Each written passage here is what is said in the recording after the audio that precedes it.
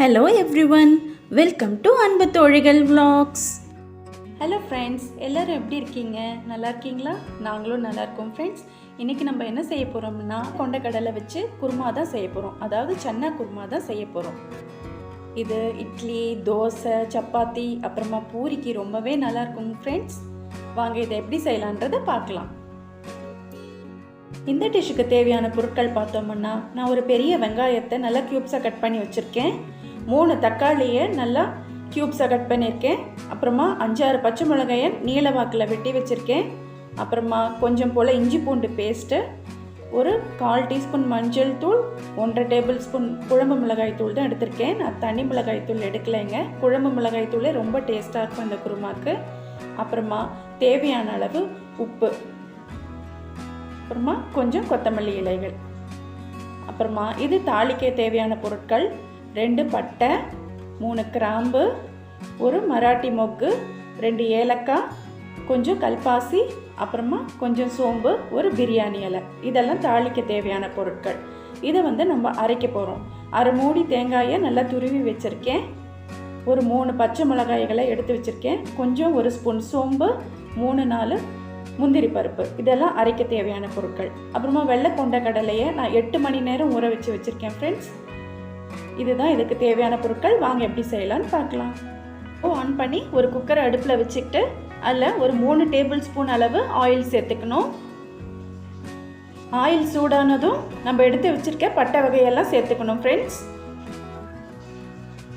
இந்த 2 பட்டை, கிராம்பு, பிரியாணி இலை, கல்பாசி, அப்புறமா மராட்டி மொக்கு, இதை எல்லாத்தையுமே இதில் சேர்த்து நல்லா ஃப்ரை பண்ணணும் ஃப்ரெண்ட்ஸ்.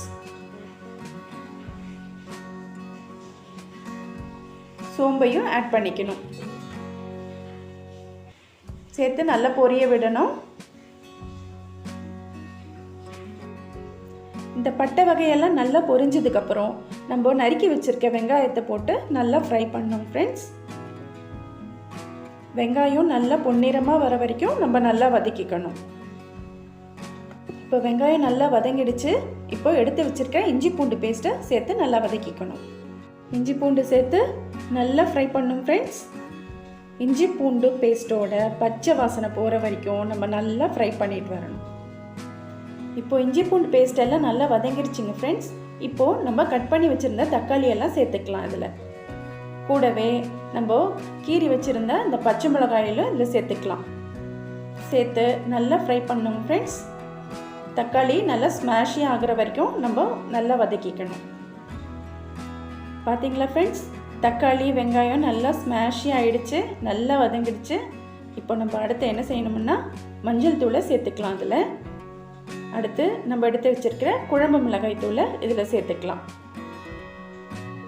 சேர்த்து நல்லா அந்த எண்ணெயிலேயே ஃப்ரை பண்ணணும் ஃப்ரெண்ட்ஸ்.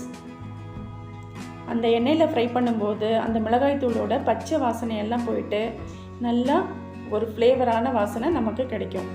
இது எண்ணெயில் வதக்கிறதால நம்ம குருமாவுக்கு இயற்கையாகவே நல்ல கலர் கிடைக்குங்க ஃப்ரெண்ட்ஸ். இப்போது நல்லா ஃப்ரை ஆகிடுச்சிங்க ஃப்ரெண்ட்ஸ். இப்போ நம்ம எடுத்து வச்சுருக்கிற இந்த கொண்டக்கடலையை அதில் சேர்த்துக்கலாம். இந்த கொண்டக்கடலையை சேர்த்து நல்லா ஃப்ரை பண்ணணும் ஃப்ரெண்ட்ஸ்.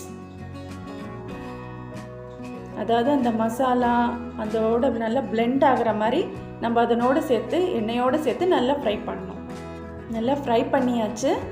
அடுத்து இந்த டிஷ்ஷுக்கு தேவையான அளவு உப்பை நம்ம சேர்த்துக்கலாம். எல்லா உப்பையும் இப்போவே நம்ம மொத்தமாக சேர்த்துக்கலாம். உப்பு சேர்த்துட்ட பிறகு நம்ம நல்லா கிளறி விடணும். இதை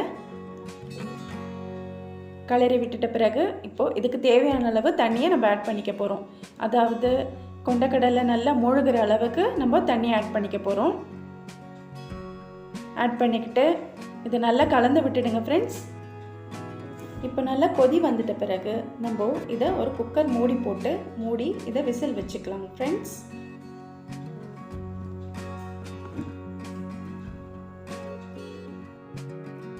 இப்போது இதில் விசில் போட்டுட்டு 5 விசில் ஹையில் வச்சு 2 விசில் சிம்மில் வச்சு நம்ம ஸ்டவ் ஆஃப் பண்ணிடணும் ஃப்ரெண்ட்ஸ். அடுத்து மீன்வைல் நம்ம என்ன செய்யணும்னா நம்ம அரைக்க தேவையான பொருட்கள் எல்லாம் மிக்ஸி ஜாரில் போட்டு அரைச்சிக்கலாம். நம்ம எடுத்து வச்சுருக்க இந்த 1/2 மூடி தேங்காய், 2 பச்சை மிளகாய், கொஞ்சம் சோம்பு, ஒரு 4-5 முந்திரி பருப்பு இதெல்லாம் சேர்த்து ஒரு நல்ல ஃபைன் பேஸ்ட்டாக நம்ம அரைச்சிக்க போகிறோம். இதையெல்லாம் மிக்ஸி ஜாரில் சேர்த்தாச்சு. நம்ம இப்போது நம்ம ஃபைன் பேஸ்ட்டாக அரைச்சிட்டு வந்தாச்சுங்க ஃப்ரெண்ட்ஸ். இதை நம்ம குருமாவில் சேர்த்துக்க போகிறோம். இப்போ குக்கர் நல்லா ப்ரெஷர் அடங்கிடுச்சுங்க ஃப்ரெண்ட்ஸ். திறந்து பார்க்கலாம். பார்த்தீங்களா எவ்வளோ எண்ணெயெல்லாம் மிதந்து நல்லா கிரேவியாக வந்துடுச்சு. பார்த்தீங்களா இப்படி தான் வேகணும். நல்லா கொண்டக்கடலெல்லாம் நல்லா வெந்திருக்கு. இப்போது நம்ம அரைச்சி வச்ச பேஸ்ட்டை சேர்த்துக்கலாம். பேஸ்ட்டை சேர்த்தாச்சுங்க ஃப்ரெண்ட்ஸ். மிக்சியில் இருக்கிற அந்த தண்ணியும் கழுவி ஊற்றிக்கலாம். அப்புறமா இதை நம்ம நல்லா மிக்ஸ் பண்ணிக்கணும். இப்போ தேங்காய் பேஸ்ட்டை ஆட் பண்ணி நல்லா கிளறி விட்டு இது கொஞ்சம் ஒரு 10 நிமிஷம் நம்ம கொதிக்க விடணும் ஃப்ரெண்ட்ஸ். ஹை ஃப்ளேமில் வைக்க வேண்டாம். ஹை ஃப்ளேமில் வச்சா தேங்காய் திரிஞ்சு திரியாக இருக்கிற மாதிரி ஆகிடும். ஒரு சிம் ஃப்ளேமில் வச்சு நல்லா கொதிக்க வைங்க ஃப்ரெண்ட்ஸ். இப்போ குருமா தயாராகிடுச்சுங்க ஃப்ரெண்ட்ஸ். நல்லா கொதி வந்துடுச்சு. இதை நம்ம கொத்தமல்லி இலைகளெல்லாம் தூவி நம்ம இறக்கிக்கலாம். நம்ம எடுத்து வச்சுருக்கிற இந்த ஃப்ரெஷ்ஷான கொத்தமல்லி இலைகளை இப்போ தூவிக்கலாம். அவ்வளோதான், குருமா ரெடி ஆகிடுச்சுங்க ஃப்ரெண்ட்ஸ். வாங்க சர்வ் பண்ணிடலாம். பார்த்தீங்களா ஃப்ரெண்ட்ஸ் எவ்வளோ நல்லா தயாராகிடுச்சு சன்னா குருமா.